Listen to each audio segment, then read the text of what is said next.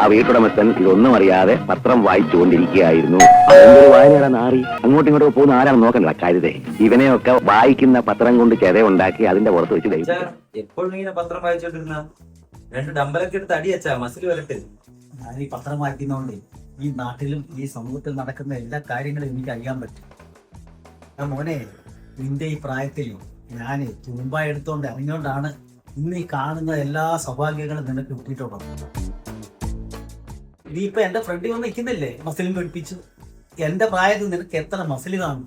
ഇന്നും എനിക്ക് ഇടിച്ചു നടക്കാനും മറ്റു കാര്യങ്ങളൊക്കെ ചെയ്യാനും ഒക്കെ ഉള്ള ആരോഗ്യം ഇന്നും എനിക്കുണ്ട്. നിന്റെ ഈ മസിലൂടെ എന്തേലും ഒരു ഗുണം നമുക്കുണ്ടോ? നമ്മുടെ വീടിനോ ഉണ്ടോ? ജിമ്മിൽ പോയി വർക്കൗട്ട് ചെയ്ത് നല്ല പവർ ആയിട്ടിരിക്കുകയാണ്. ഒരു ഇടിക്ക് നല്ല കിൻഡൽ വെയിറ്റ് ഉണ്ടായിരിക്കും.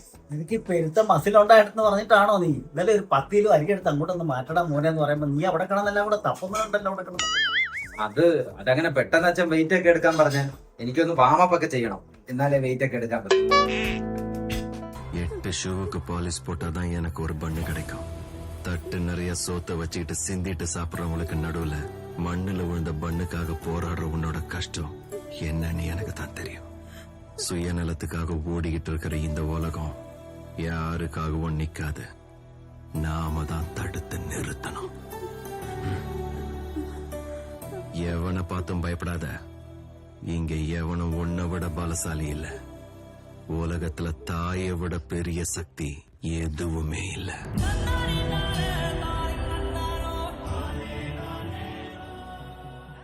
ഹലോ, ഞങ്ങൾക്ക് പ്ലേറ്റ് ഒന്നും എടുത്തോണ്ട് വരുന്നില്ലയോ? ഞങ്ങൾ കഴിക്കണ്ട. അത് ശരിയാ, ഞങ്ങൾ സിനിമ കാണാൻ വന്നിരിക്കുന്നതല്ല. ഫ്ലൈറ്റ് എടുത്തോണ്ട് വാ.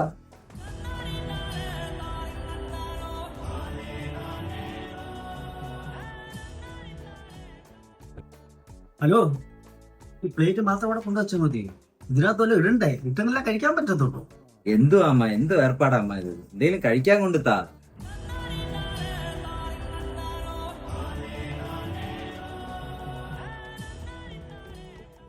ഹലോ, ഈ ചോറ് മാത്രമേ ഉള്ളൂ. ചോറ് കഴിച്ചിരുമ്പോ വെള്ളം കുടിക്കണ്ടോ? അത് ഞാൻ പോണം എടുക്കാൻ. നേരം വെളുത്തകം തൊട്ട് ഞാൻ ജോലി ചെയ്യോ, ഒരു പിടി ചോറ് കഴിക്കാൻ പോലും സമ്മതിക്കത്തില്ല.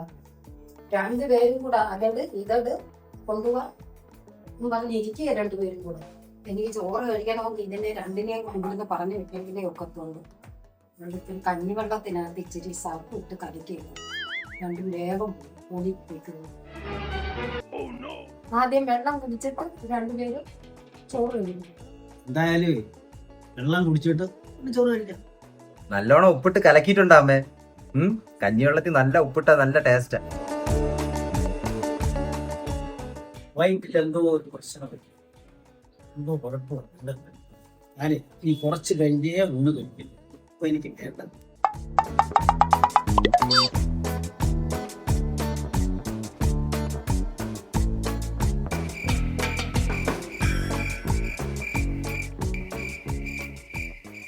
അമ്മേ, കഞ്ഞിവെള്ളത്തിലെങ്ങാനും ഉപ്പ് കൂടിപ്പോയാ മാറിപ്പോയൊന്നും ഇല്ലല്ലോ. വയറ് ഭയങ്കര വിമ്മിഷ്ടം. ഇനിയിപ്പോ എന്തായാലും കുറച്ചേ എനിക്ക് ചോറായിരിക്കും.